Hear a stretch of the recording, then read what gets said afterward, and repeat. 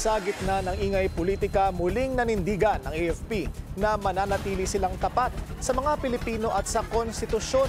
Disinformation lang daw ang umano'y tangkang pag-aaklas ng mga dating general at sundalo. Narito ang agenda report ni Francis Folve. Do you think the government is still stable? No.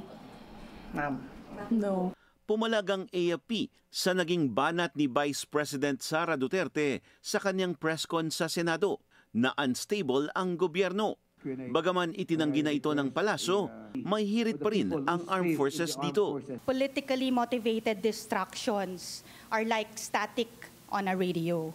They make noise, but they don't actually change the signal. Our focus is locked on our mission, and that is to protect the people and secure the state.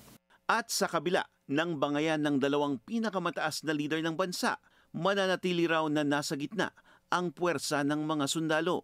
Makikita nyo naman, buong-buo po ang inyong sandatahang lakas ng Pilipinas, and we remain to be a professional organization. So we are one, as we have always stated, if there's one AFP, there's one Philippines, and with strong AFP and strong Philippines.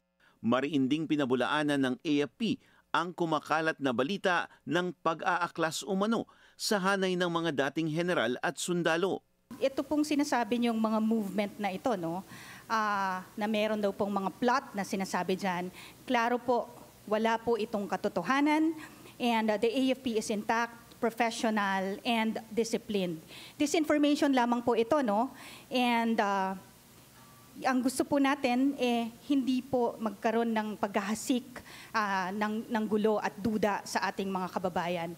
Kasabay nito, naglabas ng Manifesto of Support sa Marcos Jr. Administration ang Association of Generals and Flag Officers.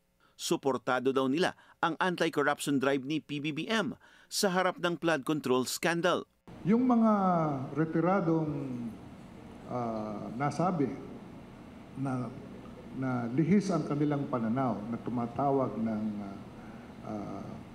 ng activities or actions that border on defying the Constitution or violating the Constitution, yan ay hindi sinusuportahan ng karamihan ng ating retirado, including the AGFO, no? Which is composed of more than 1,000 officers.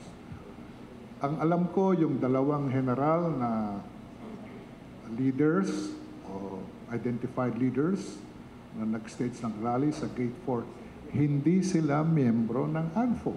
Sa kanyang social media post noong September 17, sinabi ni Cavite 4th District Representative Kiko Barsaga na lalahok ang ilang miyembro ng AFP, PNP at mga reservist sa pag-aaklas. Ayon sa Army, may nalabag si Barsaga sa RA 7077 o Citizen Armed Forces of the Philippines Reservist Act. Recommended for delisting na ngayon ang kongresista na isa ring Army Reservist. Para sa agenda, Francis Polve, Bellionario News Channel.